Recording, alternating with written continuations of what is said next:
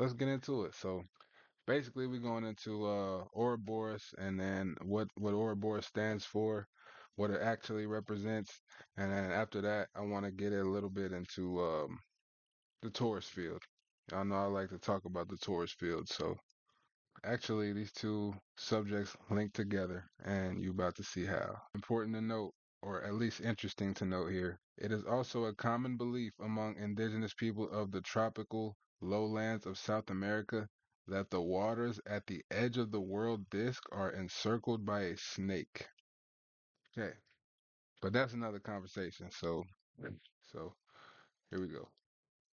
The snake, the Ouroboros, represents the Taurus field. Okay, inner volume of every torus is magnetodielectricity, and this is a torus field, and every torus field has a plane of inertia. This is where flat earthers say that the Earth sits, and so in the case of our Earth, this is where this energy will flow around and through our realm, and then we dirty it up essentially. We use it up inside of this realm, and then when it leaves here, it gets cleaned up. So getting clean. This is dirty. It's getting cleaned up and then comes back clean and then comes back into our realm as, you know, as different things. Sometimes it's dense matter or it's air or water. This is what everything is made of, okay? Everything is made up of light. If you break everything down to its most fundamental form, split an atom all the way to its most inner insides, that is pure energy light, okay? Everything is made of light. So this ether here is light, and this is the essence of the world. Everything is made up of this essence, physical or non-physical. High vibrating matter turns to light, and low vibrating light turns into matter. Okay, and so this essence makes up everything in the world. As it comes to the plane of inertia, it's we dirty it up in here. This is our realm, and then it gets cleaned up, and it's just a whole cycle of replenishment. That's why we have abundance on Earth. That's why flat earthers believe that everything is abundant. This is how the Earth replenishes itself. Okay, and this is what the Ouroboros represents: a system that is reliant on itself. Okay. It symbolizes the cycle of life, death, and rebirth. The image suggests an endless cycle of renewal where the beginning and end are one and the same. This is the beginning and the end, okay? This is birth, life, and death, okay? Right when you unalive, you're born again, okay? And it's just a cycle that keeps happening and happening and happening. It's something we see in nature. This is normal stuff. Unity and wholeness. The Ouroboros represents the idea of unity, completedness, and the interconnectedness of all things. It embodies the concept that everything is part of a continuous whole, okay? Come on. Self-explanatory, okay? Self-containment and self-reliance. By consuming itself, the Ouroboros can be seen as a symbol of self-sufficiency where everything one needs is within oneself. Okay, so a torus field is essentially dielectricity and magnetism. Like I said, the inner dynamo of every torus is magnetodielectricity. Okay, the magnetism, the dielectric is essentially eating the magnetism.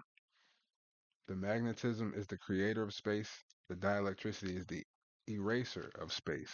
Okay, this is space counter space, matter, antimatter, physics, metaphysics. This is the duality, yin and yang. Like this is literally the duality of.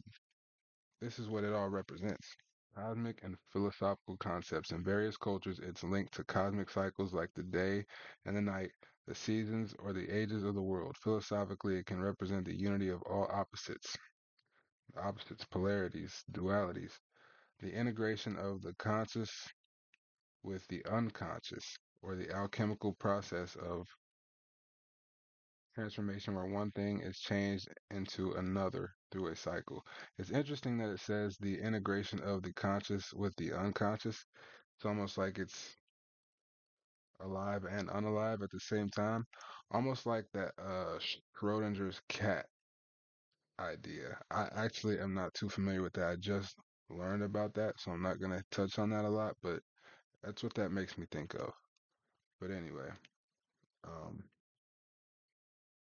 in alchemical traditions, the Ouroboros signifies the concept of the prima materia, the first matter from which all is made, and the unity of matter, the one becoming the all, and the all becoming the one. Okay, this is literally what I just said. The prima materia is primordial essence. Um, Primordial is the first, essence is essence, the first essence that ever was, and it's light, and that's what everything is made out of, okay? And that's what is being replenished in this cycle, in this system here. It's just a system of replenishment, okay? Every death is just a rebirth, instant rebirth. It's a cycle, okay? It's not even, we call it death, that's not even what it is. It's a transformation. It's a transmutation, probably would be a better way to put that. Okay. Yeah. Okay. So yeah.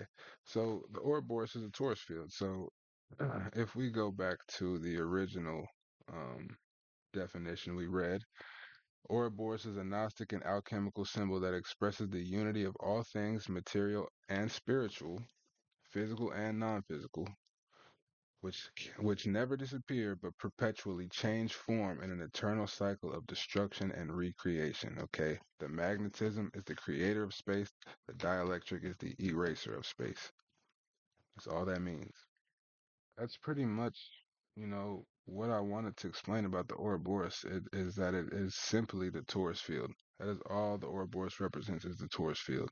So next, I wanted to play a short video. This video is literally 43 seconds. So yeah, so I just want to give my take on this video. I'm just gonna give my commentary and as it goes. So here we go. As a neutron star rotates, particles caught up within its magnetosphere ride along the lines of flux. Okay. So every star, this is a neutron star. Every star rotates because every star is a torus field. So you're always gonna hear about some alleged rotation with a star, but this is just the inner magnetodielectric dynamo every torus field holds. Okay, so it's always present. It's always gonna be there. Um, the idea of particles riding the magnetic flux is not a thing. The magnetic flux itself is ether. Different modalities and frequencies and vibrations of ether, but it's all just ether. It's all light. Okay, so it's not particles. The magnetic flux itself is the ether. Let's go. As they are transported towards the polar caps. But when they arrive, they are radically repelled and blasted out into space at relativistic velocities. Okay. So he's saying that these particles are reaching the polar caps and being blasted off into space at relativistic velocity. And I don't think that's what's going on. And I'll explain why. Their Let's keep acceleration going. causing them to emit synchrotron radiation. Okay, so they're saying that the repelling force that's shooting off the particles into space is producing that synchrotron radiation this here.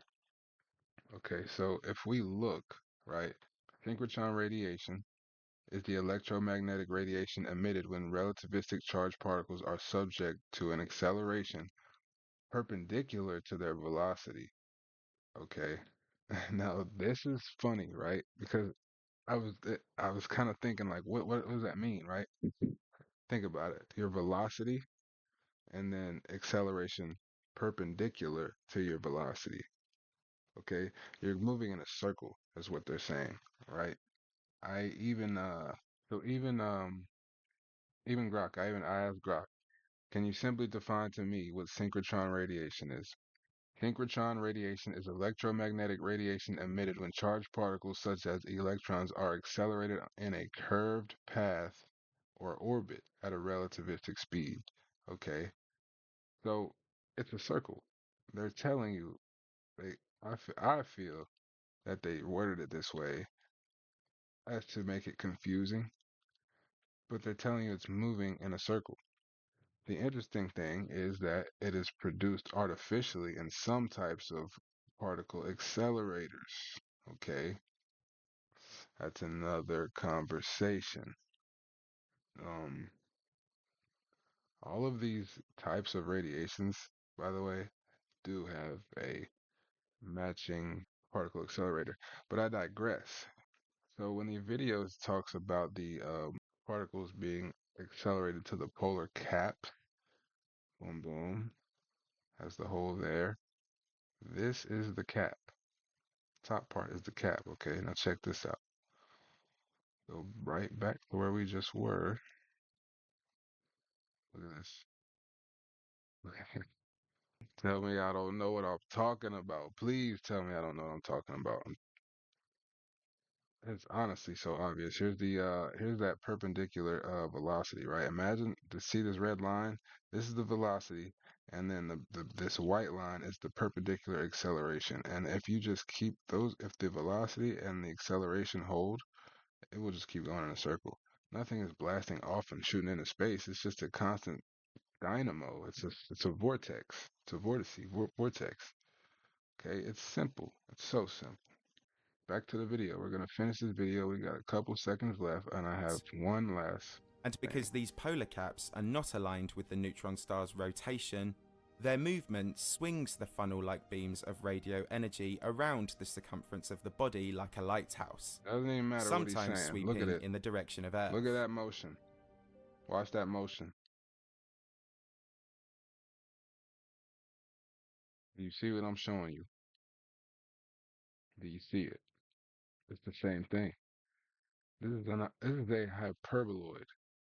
This is the vortex inside of the torus field. So this is why they're giving you this uh, coaxial rotation around the polar cap.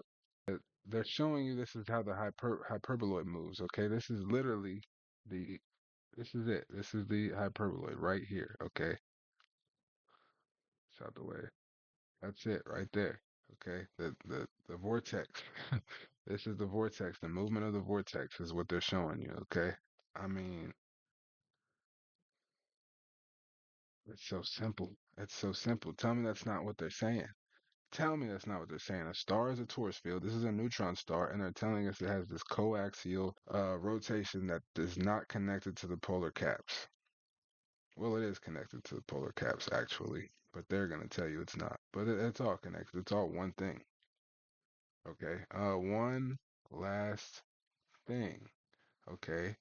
This plane of inertia here, they call it an accretion disk. I mean, this is the same thing. This is the exact same thing. Black hole shadow right here in the middle. This is where the black hole is. Okay. On the flat Earth. Okay. Let's be real. This is the exact same thing. Accretion disk. This is the plane of inertia.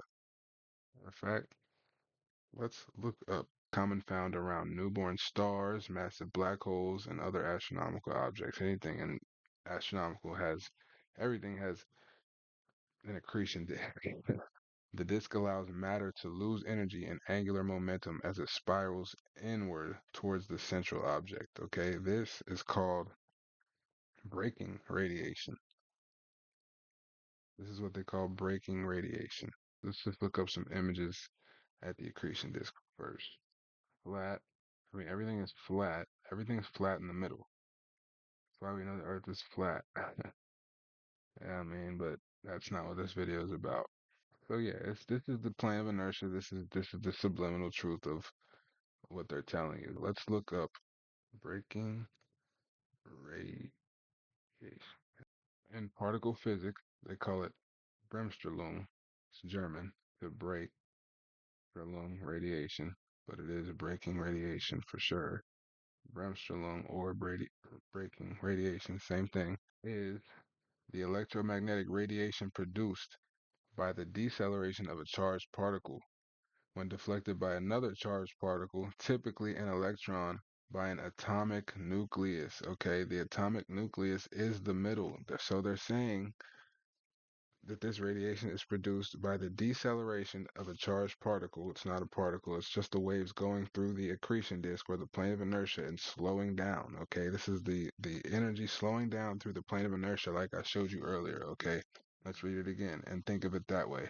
Is electromagnetic radiation produced by the deceleration of a charged particle when deflected by another charged particle, typically an electron by an atomic nucleus, which is the middle. Okay, the atomic nucleus is essentially exactly where the plane of inertia would be, the accretion disk, whatever you want to call it. Okay, these moving particles lose kinetic energy, lose the energy, built up energy from their motion, which is converted into radiation.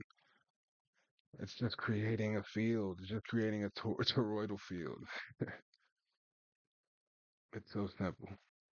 I hope that all makes sense. I'd like to just end it with a few quotes from Ken Wheeler. Okay, a valence shell. First of all, a valence shell is the shell around an electron. I'm not going to pull it up. Okay, Ken Wheeler says the presumed valence shells are just the high energy electrostatic outturnings of these spinning nuclei particles. Nuclei is just the middle. So it's just the dynamo, it's just the vortex. Ken Wheeler also says that hydrogen is the fundamental particle of the universe. And hydrogen is just energy. Ken says that all atoms on the periodic table are nothing other than compounds of hydrogen. Ken also says the nuclear particle is nothing other than an electrostatic dynamo. Okay, so that's pretty much all I got for today. I hope that all makes sense. If you have any questions, feel free to ask them in the comments. I really try to just break this stuff down for people who want to learn and know more about it. So if I need to go into any further depth, please let me know. Don't hesitate to let me know. I will be more than happy to do so. I appreciate anybody who watched this video. Appreciate you. If you like and subscribe. Until next time, thank you much. The Culture Comrade. Appreciate my comrades. Be safe. I'm out.